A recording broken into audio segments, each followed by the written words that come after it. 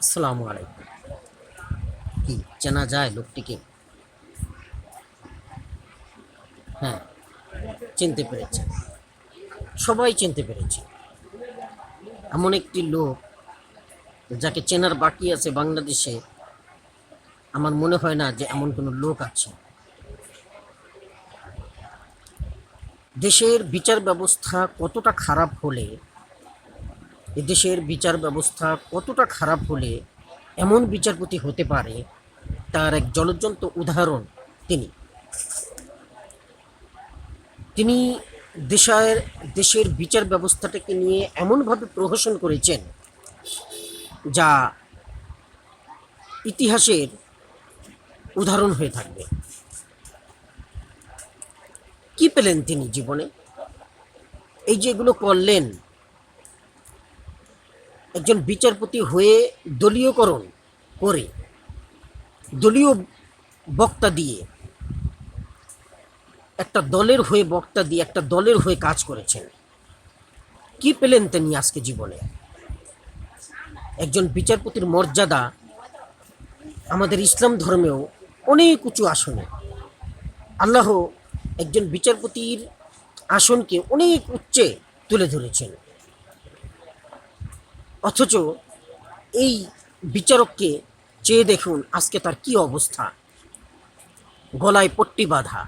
হ্যাঁ, অনেকে বলবেন হয়তো উনি নৌকা দিয়ে পালিয়ে যে যাচ্ছিলেন, সেই কারণে তার গলায় ওই পানিতে যাতে ডুবে না যান সেই জন্য ওইটা দিয়েছেন। ওই তো কথা একই হলো। আল্লাহ যাকে তার বিচারের কাঠগড়ায় এনে দাঁড় করান, তখন তার এমনই অবস্থা করেন, যেন ছাগলের গলায় যেভাবে দড়ি থাকলে সেই দড়িকে টেনে টেনে এক জায়গা থেকে আরেক জায়গায় নিয়ে যাওয়া হয়, আজকে তার অবস্থাটা দেখুন ঠিক সেই রকম। তার গলায় পট্টি বাঁধা, তাকে গলার সেই পট্টি ধরে তাকে জিজ্ঞাসা করছে। তিনি একজন প্রধান বিচারপতি ছিলেন, অথচ দেখুন তিনি কোথায় শুয়ে আছেন, কলা পাতা, তাও জঙ্গলের ভিতরে। আর টকশোতে এসে তিনি কি ধরনের ভাবে বক্তব্য দিয়েছেন। অনেক ভাই, আপনি ওর উপর অনেক রাগ হয়েছেন, একটু আদর করে দেন। না না, সে তো রাজাকারের বাচ্চা। আপনার কোনো অধিকার নেই আমাকে রাজাকারের সন্তান বলার। আমি একটা মুক্তিযোদ্ধা পরিবারের সন্তান। আপনার কোনো অধিকার নেই আমাকে রাজাকারের বাচ্চা বলার। আমি একটা মুক্তিযোদ্ধা পরিবারের সন্তান। আপনি রাজাকারের কথা বলেছেন। আপনি একেবারে রেগে মেগে আগুন। আমার সাথে রাবিশ কথা বলবেন না, আমিও দেখেছি। উত্তেজিত হবে আপনি আপনি আমাকে উত্তেজিত করছেন। আপনি তো তাদেরই পক্ষের লোক বলে মনে হচ্ছে। আমি অবশ্যই আপনি তাদের পক্ষে কথা বলেন। শোনেন, এই যে সবুজ মেয়ে মারা গেল ছাত্রলীগের, জাস্টিস শামসুদ্দিন চৌধুরী মানিক, আপনি আমার নামটা ভালো করে উচ্চারণ করতে পারেন না নাকি? এটি থেকে বোঝা যাচ্ছে যে আপনি আমার প্রতি আক্রোশ নিয়ে এখানে বসেছেন। আমি যেটা বলেছি ঠিকই বলেছি, এবং আপনার প্রতি যেটা আপনি আমাকে অপমান করেছেন, আমার নামটা পর্যন্ত আপনি ঠিক মতো উচ্চারণ করতে পারেন না। আপনার লজ্জা হওয়া উচিত। হ্যাঁ, আপনি কি আমার নামটাও সঠিকভাবে নিতে পারেন না? একজন মুক্তিযোদ্ধার সন্তানকেও তিনি রাজাকার বলে গালি দেন। এই ছিল তার অবস্থা। অর্থাৎ বাংলাদেশে শুধু রাজাকারদেরই বসবাস, আর ওনারা সবাই হচ্ছে চেতনার অধিকারী, মুক্তিযুদ্ধের অধিকারী। কিন্তু অবাক কাণ্ড দেখেন, এমন একটি আন্দোলন হলো যে আন্দোলনে আজকে রাজাকাররাই দেশে রয়ে গেল, আর যারা চেতনার ব্যবসা করতেন, যারা মুক্তিযুদ্ধের এত এত গল্প করেছেন, তাদের একজনকেও খুঁজে পাওয়া যাচ্ছে না। ও ওয়াও, ভাবতেই অবাক লাগে আমার। একেবারে উপর থেকে নিচ লেভেল পর্যন্ত, টপ টু বটম, বাংলাদেশের একটা রাজনৈতিক দলের সবাইকে এইভাবে পলায়নপর হওয়া ইতিহাসে বিরল। পৃথিবীর ইতিহাসে কোথাও খুঁজে পাওয়া যাবে কিনা সন্দেহ আছে। শ্রীলঙ্কার পরে অনন্য উদাহরণ তৈরি করে গেলেন তারা। একবার ভেবে দেখুন বাংলাদেশের বিচার ব্যবস্থাটা কতটা নাজুক ছিল।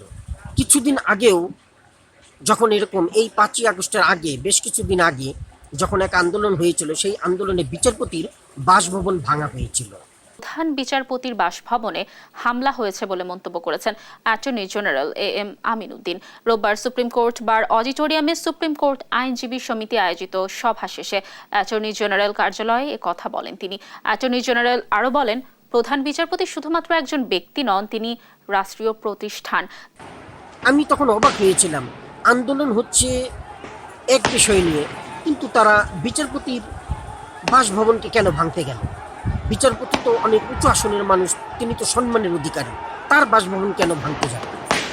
কিন্তু পরক্ষণেই চিন্তা করলাম, আসলে বাংলাদেশে তো বিচার ব্যবস্থাই নেই। বাংলাদেশের বিচার ব্যবস্থাটাকে কুণ্ঠিগত করে রেখেছে এক হাতে। তিনি যেভাবে বলেন সেভাবেই দেশের বিচার ব্যবস্থা পরিচালিত হয়। আর বিচার ব্যবস্থায় যারা আছেন, এই শাহাবুদ্দিন চুপ্পুর মতন লোক কিংবা এই মানিকের মতন লোক যারা আছেন, তারা সবাই তার কথায় উঠেছেন, বসেছেন। তিনি যেভাবে বলেছেন সেইভাবেই তারা বিচারের রায় কার্যকর করেছেন। আর যারা তার কথা শুনতে নারাজ হয়েছেন, তারা এসকে সিনহার মতন দেশটাকে বাধ্য হয়েছে, স্বইচ্ছায় নয়, তাও জোর করে দেশটাকে বাধ্য হয়েছে। অর্থাৎ বলা যায় যে ঘাড় ধরে বের করে দিয়েছে। কিন্তু সেই সময়েও এর প্রতিবাদে টু শব্দটি করার মতন কোন লোক ছিল না। কারণ আপনার মুখ চেপে ধরা হয়েছে, আমার মুখ চেপে ধরা হয়েছে, এখানে কণ্ঠনালীকে রোধ করা হয়েছে। কেউ কোনো কিছু বলতে পারবে না, যেমন বিচার হবে তাই সবাইকে মেনে নিতে হবে। কিন্তু তার পরিণতি কখনোই ভালো হয় না, এটাই তার প্রমাণ। আজকে কোথায় তার গর্ব, কোথায় তার অহংকার? এই যে শামসুদ্দিন মানিক কত বড় বড় বক্তব্য দিয়েছেন, কত বড় বড় লেকচার দিয়েছেন, নিজেকে নিয়ে গর্ব করেছেন, তিনি মুক্তিযোদ্ধার সব রাজাকার, বাংলাদেশে 4 কোটি রাজাকারের বসবাস। ভাই, আপনি তো রাজাকার না, আপনি তো মুক্তিযোদ্ধা, তা আপনি কেন এইভাবে পালাতে যাচ্ছিলেন? একজন মুক্তিযোদ্ধা কেন পালাতে যাবে? সে তো দেশের গৌরব, সে তো সম্মানের অধিকারী। আপনি তো অনেক উঁচু আসনের মানুষ, আপনি কেন পালাতে যাবেন? আপনি তো বিচার ব্যবস্থাকে পরিচালিত করেন, আপনার তো পালাবার কোনো কথা নেই, কোনো প্রশ্নই আসে না। আপনাকে নিয়ে কেন আজকে এমন অবস্থা হবে? কেন আপনাকে জনতার আদালতে দাঁড়াতে হলো, জনতার কাঠগড়ায় দাঁড়াতে হলো আপনাকে আজ?